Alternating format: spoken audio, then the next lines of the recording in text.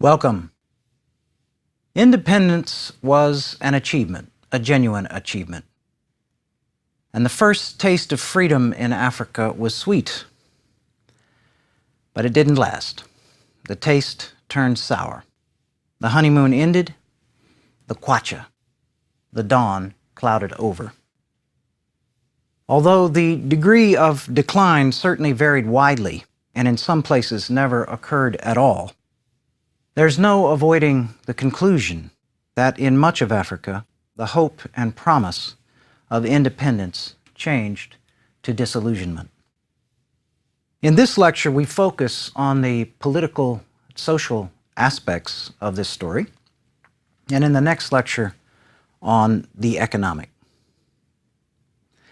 Now, we have seen repeatedly in recent lectures that state power was central, or more than central, maybe all important, in the overall political economies constructed in the colonial period and carried over into the independent countries. Important implications flow from this fact. In more developed and diversified societies, there are, to put it bluntly, many ways, many avenues, many paths to do rather well financially. A politician or a bureaucrat in such places who loses his or her position, job, through elections or otherwise, can turn to a host of other occupations. You can go back to the law firm, to the law practice, where so many seem to come from, of course. You can become a lobbyist. We all know what the revolving door between Congress and the lobbying organizations is like in a town like Washington, D.C. You can turn to business. This was far less the case in the new African nations. Getting access to the state machinery at high stations or at low was, in a sense, the name of the game, and it often seemed to be the only game. And that, in turn, meant that it was a game likely to be played with considerable seriousness, if not indeed with deadly ferocity.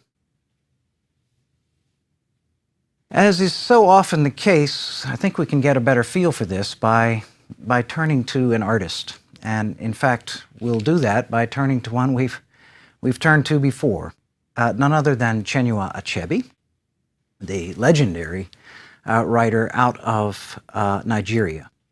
And in this case, I want to turn to his novel entitled A Man of the People. And I will just mention in passing that this book was published in the United States in 1967. The copyright held by Achebe is 1966. I assume that he was writing it in 1965 and 66.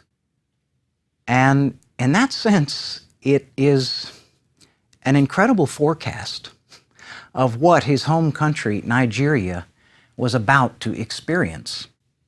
We'll come back to that story in a moment, but I'll just say that in some respects, it bears a comparison with a book like The Quiet American by Graham Greene, published in 1955, and yet extremely prescient about what the future might bring in the history between Vietnam and the United States. Okay, let's set the scene here for this excerpt from A Man of the People. Our protagonist, who's a bright young man, has gone and he has spent an evening with a member of parliament in the newly independent African nation, in fact, a minister, and he's sort of dazzled by it.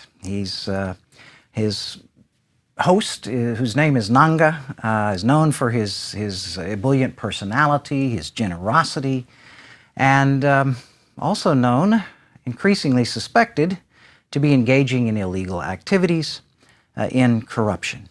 So the protagonist, after dinner, after the after-dinner drinks, goes back to his well-appointed room, and I'll pick it up at that point. I was simply hypnotized by the luxury of the great suite assigned to me.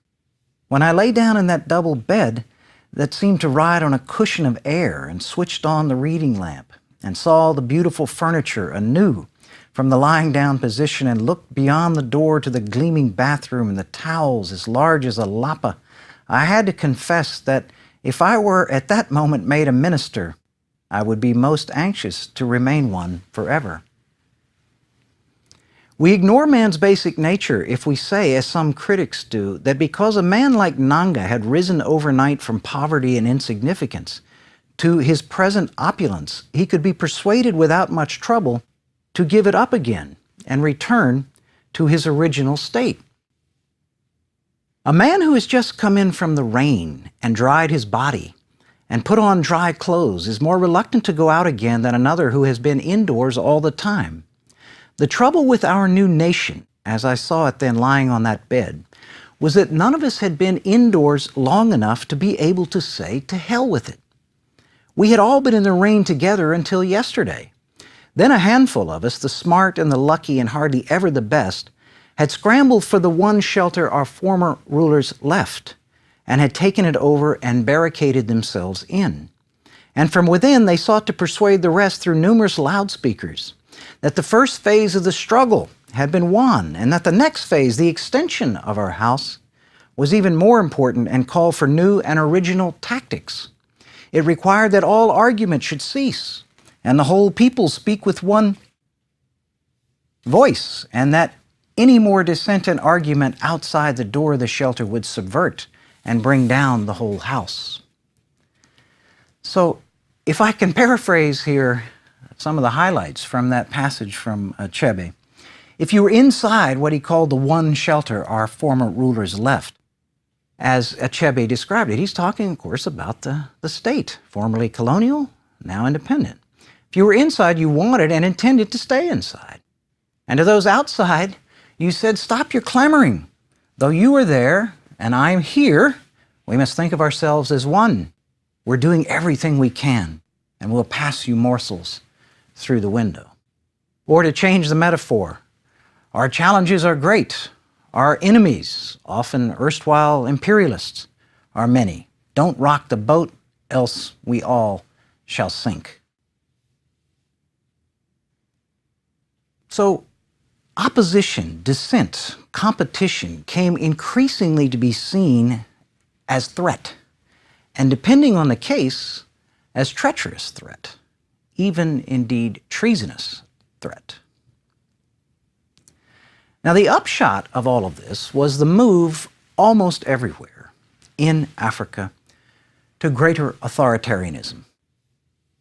The open multi-party parliamentary systems left behind by the departing colonialists began to be abandoned. But remember that these had begun life very late in the colonial day, in a sort of deathbed conversion to the virtues of dispensing democracy. The colonies, after all, had been quite autocratic institutions themselves until late in the day. The late historian Michael Crowder once wrote an article whose title, a play on the title of a play in the 1980s. The title of his article was "Whose Dream Was It Anyway?" And he sort of challenges the notion, this dream, and concludes that it was a bit of a pipe dream to have expected that these plants of Western-style parliamentary democracy with such shallow roots would thrive. Instead, they were rather easily stunted. Now, one option chosen by a great many rulers was the declaration of the one-party state. It's an important term for much of recent African history. As so often, positively or negatively, Nkrumah of Ghana led the way. But all the great ones, Kenyatta, Nyerere, Kaunda, Banda, Hufwebwani, Senghor, all of them followed suit. In all of those countries led by the legendary nationalists of the nationalist generation, the one-party state became the legal reality a decade or so after independence. Now, at its best and most sophisticated, the one-party state was posited, was put forward as a more authentically African political model than the imported one. Indeed, I often hear people say, people in Africa, especially people who are sympathetic to Africa in this country, in the United States, will say, well, it seems that what's needed here is something more authentic, something rooted in African. Maybe they can find or return to something that is a more authentic form of governing. But I think it's important to recognize that it's not like this has never been tried. The one-party state, again, at its best, was an attempt in precisely that direction. The arguments went something like this, that rather than this constant negative competition, this dragging each other down, we should look for we should search indeed for consensus. And the imagery drawn here, and this is why I say they hearkened back to something they argued was more authentic, rather like the village gathering of old. You don't take a vote, you stay there until a decision is reached by some sort of consensus. So the notion that first past the post, that winner takes all, that kind of thing that it had negative ramifications.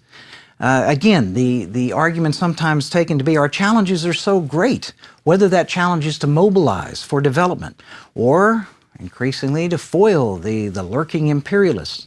We cannot afford the luxury, and that's how it was often put, the wasted time of disunity.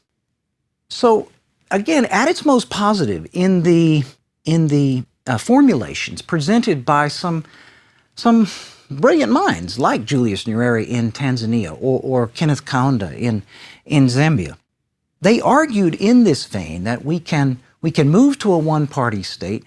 And indeed, in their formulations of it, with considerable reality, they permitted within the single ruling party a fair amount of competition and dissent. You can see this particularly perhaps in Tanzania, where I think this idea had perhaps the greatest reality.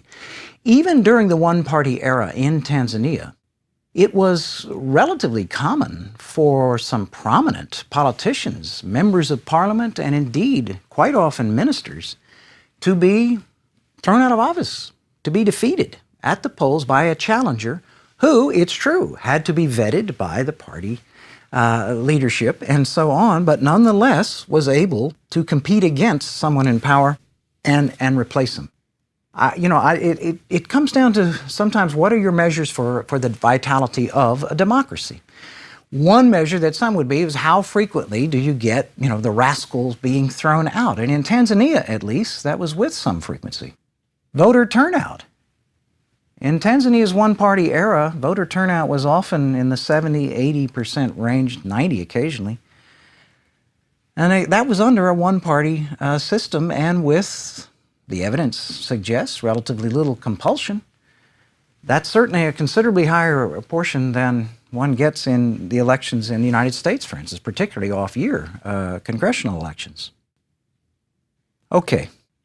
Now, I've said repeatedly here, the one-party state at its best.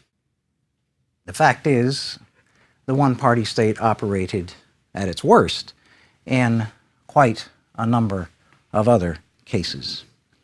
And in these instances, the one-party state was simply a quite transparent cloak, if you will, for iron dictatorship. The new emperors, in many cases, had no genuine ideological clothes. They had naked power. So the one-party state was one aspect of what Ali Mazrui, the East African scholar, calls the search for stability. And indeed, if you measure stability by longevity in office, several of the rulers mentioned above found it by turning to the one-party state. Senghor, in power for 20 years in Senegal. Houphouët, something close to 30 in Côte d'Ivoire, Ivory Coast. Kenyatta, for 15 years in Kenya and only ended with his death. Nyerere, for 24 actually, in Tanzania. Kaunda, 27 years in Zambia, and Mobutu, 32 in the Congo, or Zaire as he called it. Now, in many cases, longevity was papering over growing instability. But even stability as measured strictly by longevity in office was not the case, was elusive in a great many other places. So, what were the threats to stability? One of them, certainly, was ethnic conflict. As we know, almost all the African countries contained numerous nations, if you will, ethnic groups, so-called tribes, and faced a rather daunting task before and after independence of building a new and larger sense of national identity based on the externally imposed units. Why did Kaunda start every rally with one Zambia and have the crowd shout back to him, one nation, trying to build that new form of national identity? Now, in my view, there's nothing natural, it's often assumed to be, or inevitable, it's often assumed to be about ethnic conflict or ethnic difference. Tolerance and coexistence are just as common historically between ethnic groups as conflict.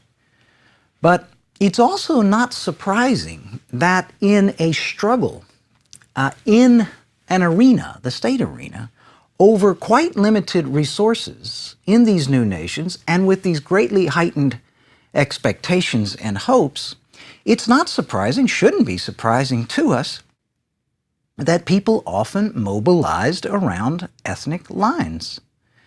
As we stressed early on, and I always stress when I talk about ethnicity or so-called tribe or nation in Africa, ethnicity is fluid, it's changeable, it's expandable, it's contractible, etc.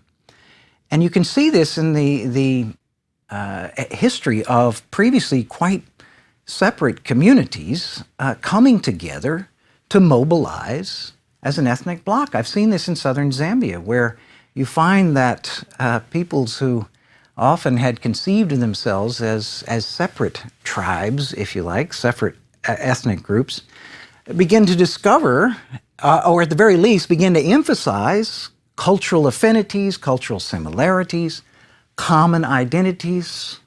Why? I'd suggest partly to mobilize for power, for resources, for a piece of the pie. Now, in its benign form, in its more benign form, this is common to politics in very many places. The situation I'm describing could lead, for instance, in Africa, as it has elsewhere, to ethnic balancing acts, taking the cabinet and making sure that there are enough from the east and from the west, and enough Bemba, enough Lozi, enough Nyanja, enough Tonga, so that indeed everybody gets a piece of the pie and keeps the lid of satisfaction on. This is quite familiar to any student, I think, of, say, American politics. Again, something quite common. So the benign form there. But in certain circumstances in these African nations, to use Crowder's term, cobbled together at one point, he's talking about the borders and the artificiality of the borders constructed during the scramble. In certain circumstances, this ethnic reality was dynamite. The most obvious example here was Achebe's home country, Nigeria, the most populous country in all of Africa. Again, something like 1 out of every 5 or 6 Africans on the continent today is a Nigerian. In Nigeria, we find 3 large ethnic blocs. There are many smaller ones coexisting in the past and in the present uneasily. The Hausa and Fulani in the north, heavily Islamic area there. The Yoruba in the southwest, who probably had the greatest prosperity in the middle, at least, of the colonial period because of cocoa production. And the Igbo peoples in the southeast.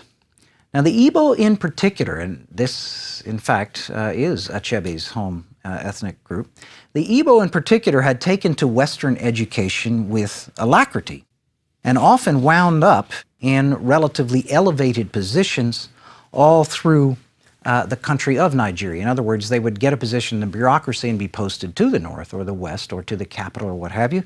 To some extent, this is echoed in commercial life as well. They found themselves, the Igbo people then increasingly found themselves to be the targets of, frankly, of resentment. Now, all of this exploded in 1966 on the occasion of Nigeria's first military coup, and it erupted in the north. What can only be called pogroms. Systematic attacks resulting in thousands of deaths of Igbo were carried out in northern Nigeria in 1966. A great number of Igbo from there and from elsewhere in Nigeria retreated, if you like, to their home area in the southeast, and leaders led by Colonel Ojukwu in the southeast essentially declared independence. They attempted to secede from Nigeria, and the name that they gave their fledgling or would-be potential new nation was Biafra. This all took off in 1967. Nigeria's rulers had other ideas, as you might expect, and a bloody civil war raged from 1967 to 1970. This was the first time that I personally can remember the images that have become so distressingly familiar of essentially hungry or starving children, in this case, the results of food cordons or, prevention of food getting through into southeastern Nigeria. Now, at the war's end, the military ruler of Nigeria, Yakubu Gowon, adopted a very Lincoln-esque posture and asserted that there would be no victors, no vanquished, and so on. So Nigerian unity prevailed. But anyone can see 35 years later that it remains precarious. Another threat to stability was the military coup, which I mentioned in passing a moment ago. As no less than Mao Zedong said famously, power comes from the barrel of a gun, and it is true that any leader anywhere without a loyal army is vulnerable. There's a paradox here, at least on the surface, because coups were often launched precisely in the name of restoring stability, of combating indiscipline and corruption. We'll come to corruption in a moment. The officers involved, often young ones, the notion was we'll set things right, and then after we've righted the ship, we'll return to the barracks. Now, frankly, that rarely happened, although it was not unknown. The problem was that once the precedent was set, a new group of officers would get the same idea. Yet again, Nkrumah in the lead. The shock of his overthrow in 1966, Nkrumah, the father of African nationalism, overthrown, leaves the country as part of his grander and grander international ambitions, actually left the country to pursue diplomatic matters related to Vietnam in 1966. Overthrown, not permitted to come back.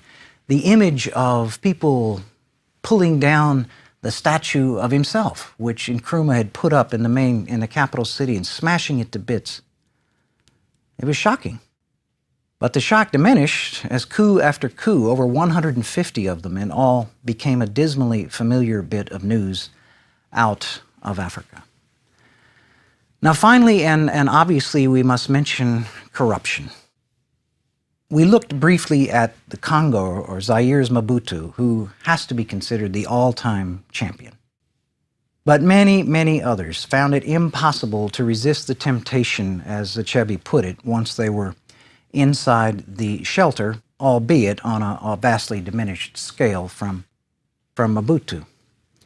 Some saw themselves as deserving after all those years of struggle, after, again, Achebe's image, after all those years of being out there in the rain, Others, as the fine political scientist Peter Ecke suggests, saw the state arena as an alien trough. He suggests that this was seen as an alien implantation and therefore not subject to traditional African mores about accountability and honesty. Again, it echoes Michael Crowder's notion of whose dream was this anyway?